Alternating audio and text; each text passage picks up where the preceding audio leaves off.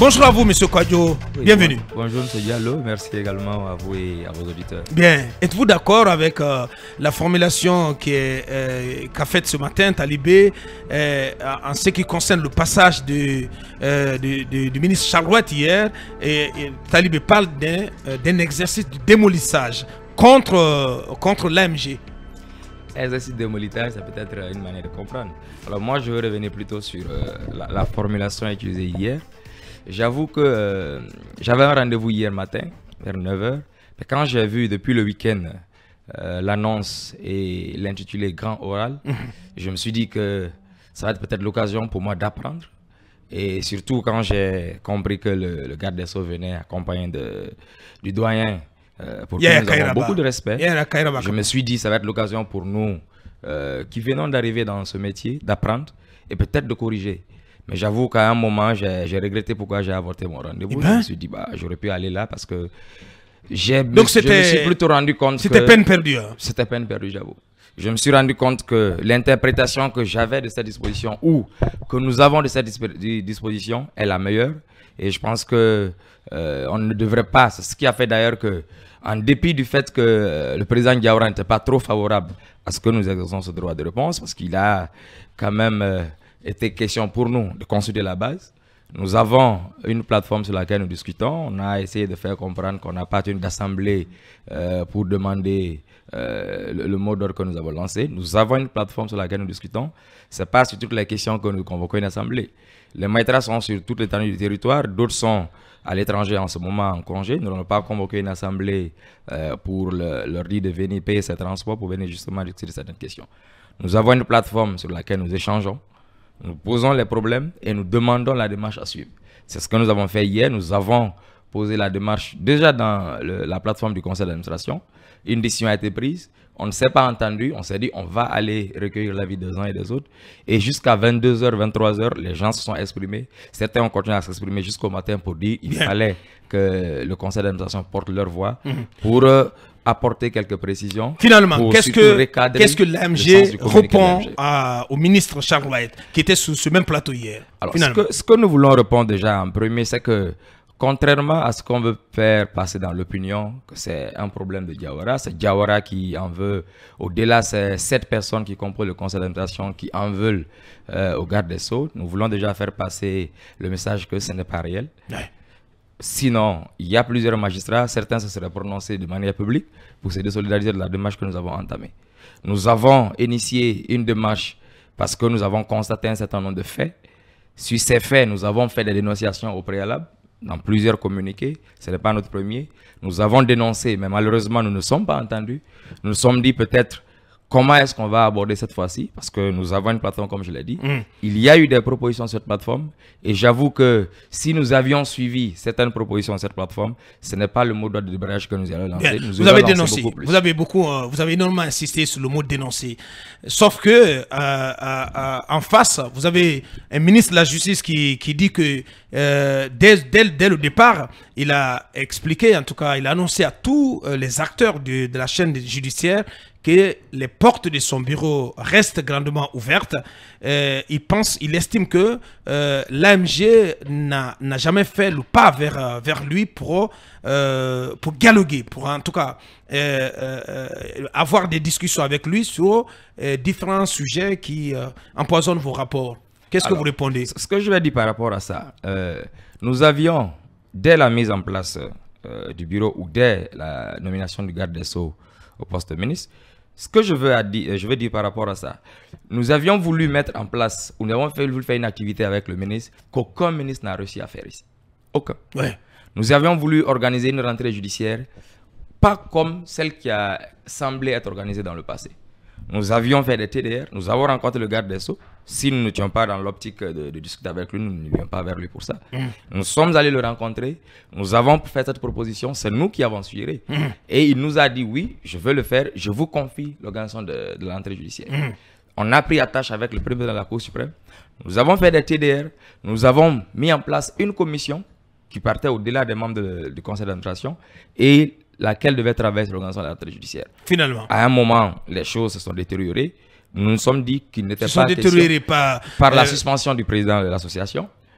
et par surtout certaines attitudes qui ont suivi après. Alors, ce que nous voulons déjà préciser... Oui, mais Charles White accuse Mohamed Diawara de lui en vouloir parce qu'il lui aurait refusé le poste de procureur général près la cour d'appel de Conakry. Justement, c'est d'abord l'éclaircissement que nous voulons apporter, parce qu'on a eu l'impression qu'on veut amener ce débat sur des débats de personnes. Dans le communiqué que nous avons fait, il ne ressort nulle part que nous avons fait cas du président Diawara. Non, mais lui, il dit que c'est la conséquence, justement. Le seul cas, la seule partie où le nom du président Diawara sort, c'est la partie où il signe. Le président Diawara a été suspendu. Nous avons voulu convoquer une assemblée dans la foulée.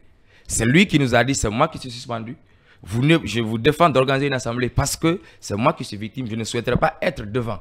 Je ne souhaiterais pas qu'on dise, à cause de moi, voici ce qui s'est passé. Il a dit, exerçons les voies de recours. On a exercé les voies de recours à la Cour suprême. On a attendu que le dossier soit programmé au CSM. Le dossier a été programmé. Nous sommes allés défendre le dossier et une décision a été rendue. Une décision a été rendue depuis le mois de novembre passé. Jusqu'à présent, rien ne se fait. Nous avons voulu... Que dit la décision? Rappelez. Non, les décisions du Conseil supérieur de la magistrature ne sont pas à publier. Nous voulons rester dans l'esprit. Nous ne voulons pas rester dans... Est-ce que le Conseil supérieur de la magistrature rétablit le juge Diawara? Nous faisons le reproche au garde des Sceaux de publier les actes de suspension des magistrats. Nous avons signalé dans notre communiqué. Nous ne voulons pas nous prêter au même jeu en publiant les décisions du Conseil supérieur de la magistrature. C'est d'ailleurs la raison pour laquelle nous dénonçons tout le temps ces publications-là. Parce que la loi dit quoi? Hier, monsieur... Allez, peut-être... c'est pour cela qu'on a mis Emmanuel Minimouna à vos côtés. Pour nous aider à lire chef. Hier, l'article 38, vous avez fait lecture de l'article 38. Nous n'avons aucun problème avec cette disposition. Nous n'avons aucune difficulté de comprendre cette disposition. Nous ne sommes jamais montés au créneau pour dire voici pourquoi le ministre exerce les pouvoirs que lui confère cette disposition. Non. Nous lisons l'article 39. C'est ce qui nous intéresse, nous. Oui. Lorsque vous prenez l'article 39, vous voyez bien, c'est l'article 39. Je vais vous épargner de lire tout parce qu'il est long. Lisons juste le dernier, l'avant-dernier alinéa. Dans le micro, s'il vous plaît. Bien. Non, celui-là. Oui. Allez-y, Manu. La suspension ne comporte pas privation du droit au traitement. Cette décision prise dans l'intérêt du service ne peut être rendue publique. Le texte dit que ne peut être rendu public. Ça voudrait dire quoi? Que lorsque le garde des Sceaux prend une décision de suspension contre un magistrat, il ne doit pas publier cette décision. Et c'est ce que nous demandons. Hier, on a vu, j'avais l'impression qu'on allait vous faire lire tous les statuts, ou du moins les deux dispositions qui se suivent. Mais on s'est limité à l'article 38 parce que c'est ce qui arrange. On lit l'article 38 pour dire voici ce que ça me donne comme pouvoir. Le législateur, lorsqu'il fait les textes, il les aménage.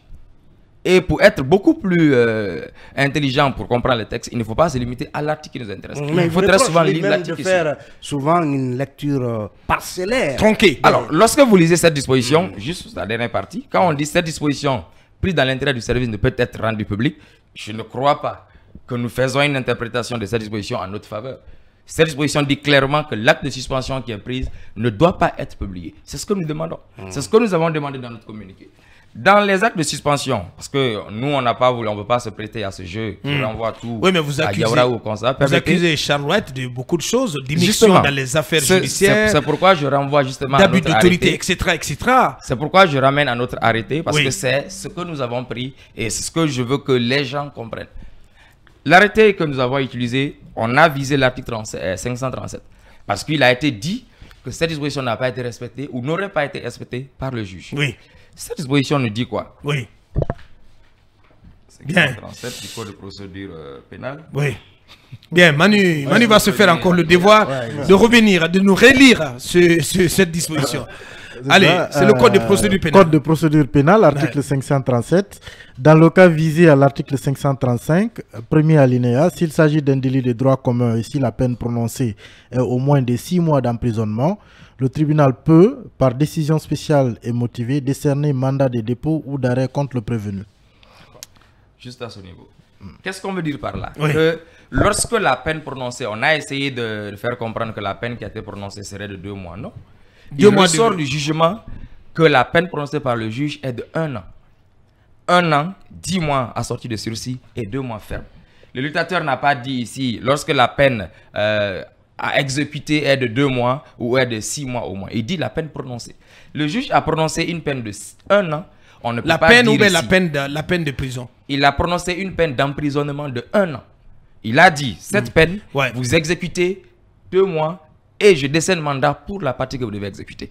Lorsque vous prenez, on a également dit on que... comprend bien finalement que c'est un problème d'interprétation. Et malheureusement, ce problème d'interprétation, ça ne veut pas se poser, surtout pour nous professionnels, quand on veut faire croire à l'opinion qu'on est, avant d'être à une certaine position, on est magistrat et qu'on connaît les textes. Les textes de loi sont d'interprétation stricte. J'ai aimé l'expression hier. La loi pénale est d'interprétation stricte.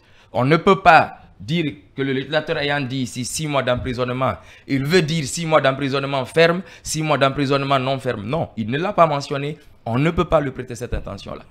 Le législateur dit également, lorsque vous prenez l'article 590, donc vous voulez me dire que le juge Moussa Camara était bel et bien en droit d'envoyer cette dame en prison? Il n'était pas, il est en droit. Il est en droit. Il est en droit de le faire. Lorsque vous prenez l'article 590, ça c'est par rapport à l'attitude du procureur. Dans le micro, s'il vous plaît. Bien. Manu. 590, s'il vous plaît. Oui, allez-y, Manu. Article 590. Pendant les délais d'appel, à l'exception du délai prévu à l'article précédent, et durant l'instance d'appel, il est sursis à l'exécution du jugement sous réserve des dispositions des articles 536 et 546. Ça veut dire quoi ici? On a voulu faire comprendre que dès lors qu'il y a appel, la décision ne doit pas être exécutée. C'est ce que la loi dit ici. Sauf que le même législateur dit sous réserve des dispositions prévues à l'article 537. Ça veut dire que quand le législateur dit sous réserve des dispositions prévues à tel article, ça veut dire dans tous les cas, sauf ici. C'est-à-dire que sauf les cas prévus à l'article 537, s'il y a appel, on n'exécute pas. Mais le législateur lui-même, il dit, même s'il y a appel dans le cas-ci, on exécute le mandat, il appartiendra à la cour d'appel d'examiner à nouveau. On ne peut pas donc permettre qu'on dise que oui, comme il y a eu appel, le procureur ne veut pas exécuter l'appel, la décision. Donc l'appel n'est pas à tout point de vue suspensif. Justement, oui, ça on est très d'accord. C'est ce qu'on veut faire savoir justement. Bien. Et nous, on a été assez surpris, désolé du terme, mais on a été assez surpris de voir des personnes qui nous inspirent, parce que je n'ai pas dit qu'ils nous ont inspirés, qui nous inspirent à avoir une interprétation un peu erronée de cette disposition. Parce que pour nous, l'expérience dont on se prévaut, peut-être que nous n'avons pas aujourd'hui 20 ans de carrière, mais j'avoue que lorsque nous aurons 20 ans de carrière, la justice guinéenne se portera mieux qu'aujourd'hui. Eh bien, deux dernières questions. On est déjà au terme de cette émission. Allez. Ça veut dire qu'il nous faut encore attendre 10 ans pour que... Non, si on veut coller la qualité de la justice guinéenne au nombre d'années qu'il faut faire là-dedans, c'est ce que je vais dire en fait. Bien. On aurait bien voulu avoir plus de temps parce que je me dis, bon, 30 minutes c'est assez juste. Malheureusement, malheureusement. 30 minutes. Monsieur Magloire, moi j'ai été étonné hier d'entendre le mot extraction. La dame condamnée en prison à l'abbé. Il y a eu extraction pour l'envoyer à Conakry et on nous a montré une décision qu'on n'a pas comprise. Est-ce que la partie civile a été associée à ça? Cette décision, comment on peut l'expliquer? C'est une décision ou c'est quelle démarche pour sortir la dame de la prison? Alors, le principe voudrait quoi? Lorsqu'il y a appel d'une décision, la dame, lorsqu'elle arrive à Conakry, elle est logée à la maison centrale. Jusqu'à ce qu'elle soit extradée. L'ordre d'extradition, ça existe bien. Le terme existe bien entendu. C'est un ordre qui est donné au régisseur pour permettre de faire sortir quelqu'un qui détient. Pour soit être entendu par le juge d'instruction ou être entendu par le procureur ou à l'audience bien entendu. Bien. Jusqu'où vous irez dans ce bras de fer, on n'a plus le temps. Alors, nous sommes résolus. Ouais. Vous avez entendu hier les mises en garde. Mise en garde du garde des Sceaux qui a dit que voilà, ceux qui ne seront pas à leur poste voilà, en cours de risque. Aujourd'hui, les magistrats n'ont pas peur de ces mises en garde. J'avoue que les magistrats sont aussi beaucoup plus déterminés qu'on puisse l'imaginer. Ils sont beaucoup... C'est ce que je vais dire par là. Alors, je voudrais bien que vous déployiez, comme vous avez des reporters, c'est ce qu'on va faire. Ces reporters pour aller peut-être sur le terrain, vérifier l'effectivité de cette mesure-là. Nous, ce que nous demandons pour terminer, à nos collègues, c'est de rester sereins, comme ils le font déjà, comme ils l'expriment sur la plateforme. Ce n'est pas des mises en garde qui vont nous ramener sur notre décision. Nous avons pris une décision en consultant la base. Nous savons que nous sommes suivis. Il y a des manœuvres qui se font. Et vous irez jusqu'au bout. Il y a des manœuvres qui sont en train d'être faites. Nous sommes au courant de beaucoup d'actions qui sont en train d'être faites en Sourdine pour non seulement démobiliser, par même certains magistrats, mais ces actions ne nous déconcentrent pas. Nous restons focus, nous avons demandé une chose, nous restons résolus à atteindre ces objectifs-là. Donc, l'objectif, c'est le rétablissement des deux magistrats. C'est l'occasion que nous avons, pas contre le ministre Charles Rouet. Nous ne sommes pas fermés à une médiation. Ouais. Pour le moment, nous n'avons pas reçu une médiation. Et au terme de ce que nous avons entendu hier, nous ne pensons pas que le garde des Sceaux est disposé dans cette logique. Je pense que nous allons continuer notre mouvement de débrayage. Ouais. Et à un moment venu, on se rendra, si on se rend compte que ce mode de débrayage ne suffit pas, nous allons construire la base. Peut-être nous verrons d'autres démarches beaucoup plus... Quelle autre démarche? Vous n'allez pas fermer les cours et tribunaux quand même. Les cours et tribunaux sont déjà fermés. Le débrayage a pour conséquence la fermeture des cours et tribunaux. Ouais. Quand je dis fermeture, ce n'est pas qu'on est allé fermer le portail. Ça veut dire que les décisions qui sont prises par les juges ne sont pas prises en ce moment. Très bien. Le départ de Charles Rouet n'est pas sur la table en ce moment. Parce que nous connaissons... Mais ça peut être sur la table. Que nous n'avons pas les moyens de faire partie d'un ministre. Allez. Nous n'avons pas les pouvoirs de faire partie d'un ministre. Bien, c'était M. Théophile Magloire Kouadio, responsable de la communication de l'AMG, l'Association des magistrats de Guinée. Il était là pour répondre à Mr. Charles Rouet, le garde des Sceaux. Ça n'est terminé pour aujourd'hui. Le temps n'a pas été suffisant pour lui. Ce n'est que partie remise. Grand merci à Ibrahim Babendialo, Ibrahim Assila, toute notre équipe technique. Merci de l'attention. Restez sur Film Guinée, les programmes continuent. Derrière nous, Mohamed Ba et toute sa team d'Angui Dirin, le débat en langue poulard. À demain, au revoir.